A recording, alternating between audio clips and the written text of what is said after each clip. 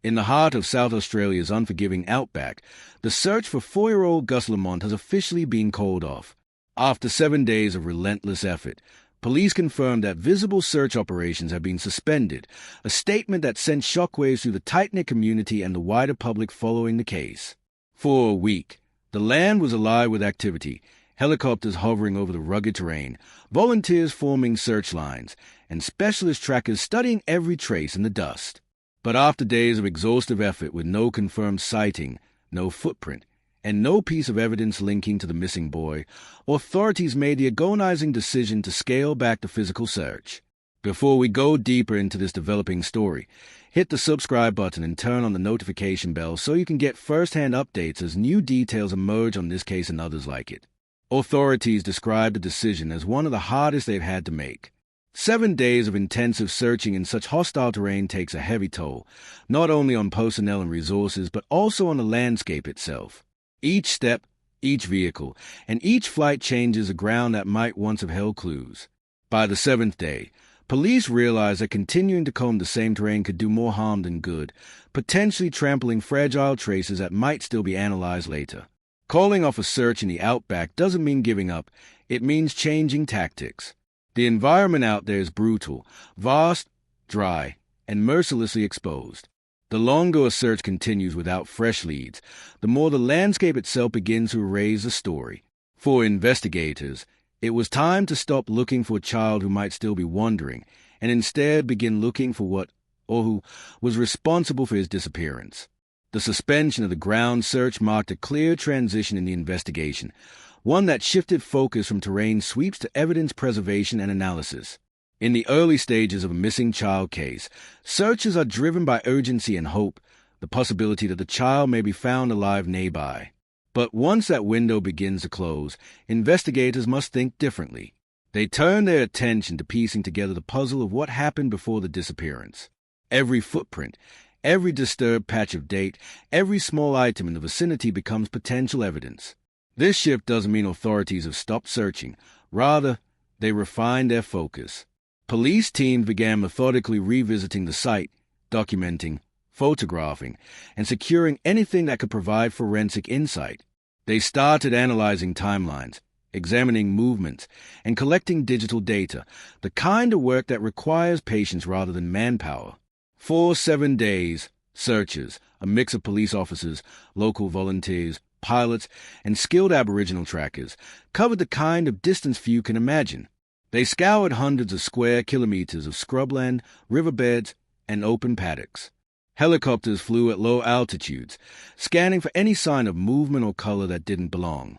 Thermal imaging technology was deployed during the cooler hours, while Aboriginal trackers used traditional expertise to follow subtle ground disturbances invisible to the untrained eye. The community came together in an extraordinary display of unity and hope. Locals offered vehicles, food, and time, all determined to help find little Gus. But despite the collective effort, the results were heartbreaking. No sign of the boy, no confirmed trace of his passage. Each lead turned into another dead end, and each day that passed made the possibility of finding Gus alive grow more distant. Still, the effort wasn't wasted. The data, maps, and log collected during those searches would become vital to investigators in the days ahead.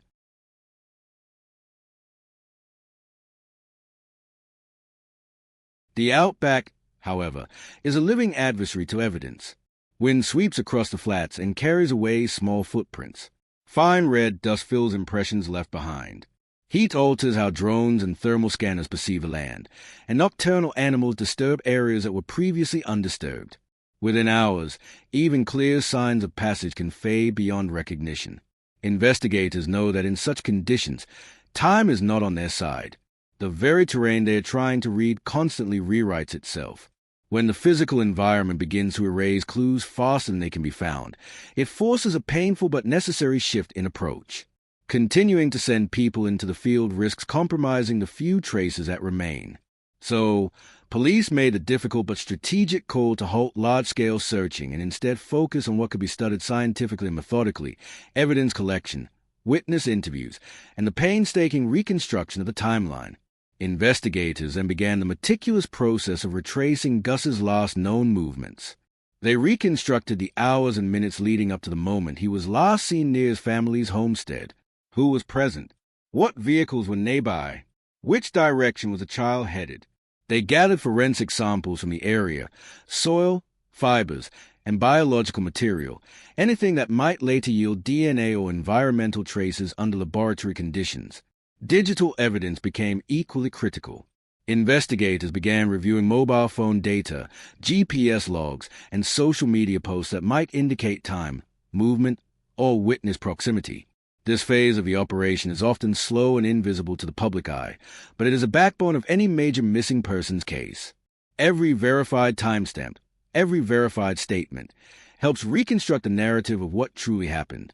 A clear distinction began to emerge between the roles of the searchers and the investigators.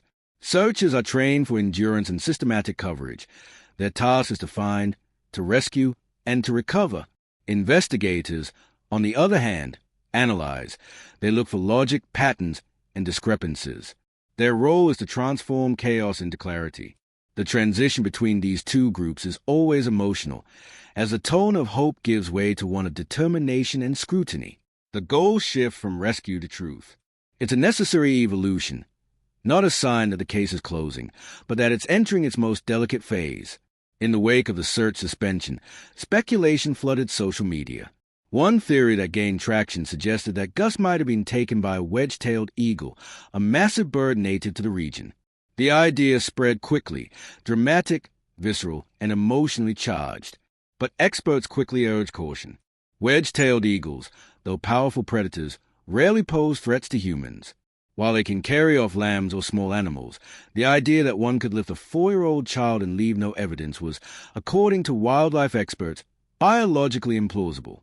Investigators checked for the telltale signs of predator attack: torn clothing, drag marks, blood, disturbed vegetation, and found none. The eagle theory, though captivating to some, lacked any physical corroboration. Still, it became a vivid example of how public fascination and fear can shape a case narrative, often at the expense of facts. Alongside animal theories came an even more damaging trend: the rise of online conspiracy narratives. Social media forums, comment sections, and community pages became battlegrounds of speculation. Strangers accused family members, neighbors, and authorities, spinning stories that had no basis in evidence. The family's grief was compounded by this digital chaos. A close friend of the Lamonts publicly pleaded for restraint, urging people to stop spreading harmful rumors and instead share only verified information. Conspiracy theories, no matter how well-intentioned, often derail investigations. They waste police resources, distort public understanding, and inflict further suffering on those already in pain. In Gus's case, authorities emphasize the importance of focusing on facts, time-stamped footage, credible sightings, and witness testimony. In matters like this, speculation helps no one. Truth does. As the days passed, comparisons began surfacing between Gus's case and that of Cleo Smith, another missing child whose miraculous rescue had captured national attention. But investigators were quick to clarify that such comparisons, while understandable, could be misleading. Cleo's case involved a confined space, a caravan, surveillance footage, and a clearly traceable abduction scenario. Gus's disappearance unfolded in an entirely different context, an open, sparsely populated outback landscape where evidence is easily erased and eyewitness accounts are scarce. Terrain, weather, and timing play decisive roles in such cases, and applying one case's logic to another can distort expectations. Authorities reminded the public that each disappearance is unique, shaped by environment, opportunity, and circumstance. Now, as the case moves into its next and perhaps most crucial phase, investigators are focusing on careful evidence review, factual reporting, and continued community cooperation. Every small detail matters: a dashcam clip, a photo timestamp, or a memory that resurfaces days later. The public's role is no longer to search the land, but to search their own recollections and records. This is the stage where patience and precision matter most. Authorities urge restraint, respect, and responsibility, qualities that can make the difference between rumor and revelation. The disappearance of Gus Lamont has gripped Australia, not only for the mystery at its center, but for the human story behind it, a family waiting for answers in a land that offers none easily. The The suspension of the search does not close the case. It transforms it. The focus now turns to evidence, truth, and compassion. In the vast silence of the Outback, the search for Gus continues, not with boots and helicopters, but with questions, analysis, and the hope that somewhere a small but vital clue still waits to be found.